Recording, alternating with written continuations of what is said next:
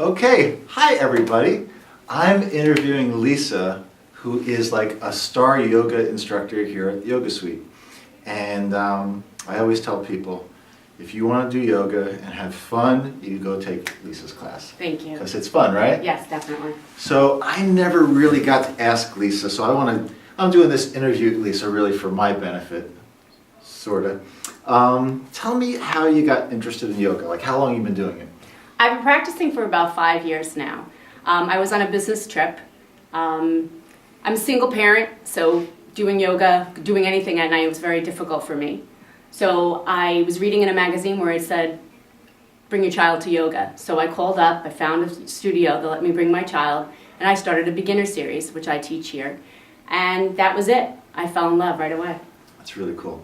Now, you teach the beginner courses. Yes. And one of my points of interest with people I talk to, and I say, listen, you got to do yoga, it's great, I've been doing it a long time, I really think it's good. People say, oh, I can't do yoga, I'm not in good shape, or I'm not flexible, or whatever. Mm-hmm. And a lot of people start yoga that way, but isn't it true that anyone could do yoga? It just depends on what level they're starting at. You could teach them basically anyone, right? Yes, anyone could do yoga. Whether you're flexible or not, you're going to honor your body. You're going to listen to what your body can do. Your body also it has memory. It memorizes. It knows what it can do, what it used to do. So if you were a gymnast at one time, like your body will remember that. You will go back to that.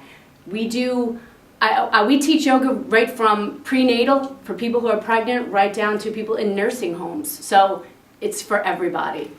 And yoga's been around for thousands of years, right? 5,000. 5,000. That's a long time. Long time. And the thing that I like about yoga, because I've been to a few different weekend workshops and things like that, and I see people who are in their 70s and even in their 80s doing yoga, and their posture is different, their energy is different. It's really one of those things that you can do through your whole life. It's not like running or tennis where after a while you have to give it up, your body's just not going to do it anymore, correct? Exactly. The beauty of yoga is that it's your own personal practice. So it's not about what everybody else can do. There's no competition. You leave your ego outside, you leave your shoes outside.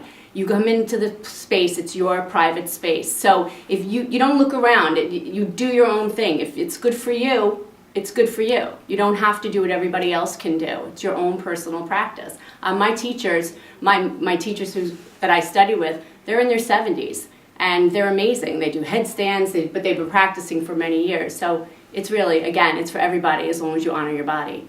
And I know in your class that you really get into a whole lot more than just the physical aspect. Yes. Right? Because there's more to yoga than just the physical, it's a lot more than just the physical postures and the stretching, and it's more than that.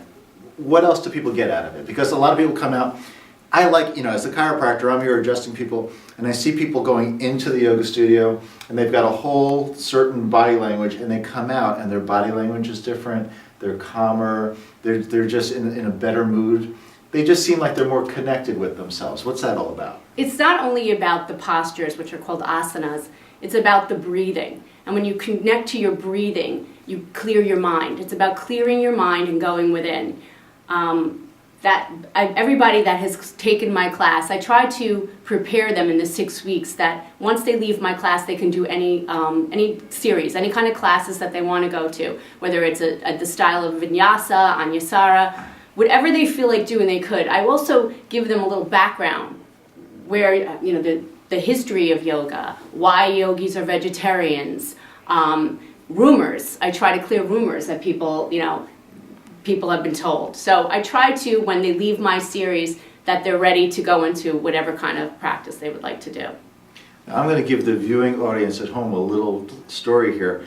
We can edit this out if you want, Lisa, but we had a yoga workshop here that I sort of got involved in, and I had the audacity to have a barbecue going on outside. It was a nasty situation there for a while. I actually had to divide the grill into two halves, the vegetarian half and the non-vegetarian half. You weren't really happy that day with me, were you, Lisa? I was not happy with you, and I wasn't happy that he did it behind my back.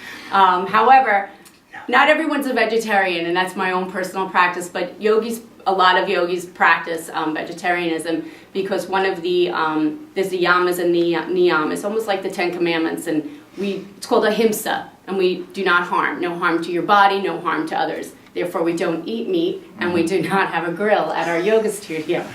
Right, right. That was really the wrong thing for me to do, and I'll never do it again. Thank you, Dr. Danielle. Okay. So what else, Lisa? Is there anything else that we haven't covered? I think that's about it. I think everyone should try to pop in, try to take a class, do the beginner series. I'd love to have you at my class. Give it a try. Lisa does a great job. I can say that from the experience that I've seen with people who have taken their class, people love Lisa. They actually take the beginner course over again sometimes just because they got this bond with Lisa, and they really get a lot out of it. So Lisa, thank you for being such a great part of the studio. Thank you.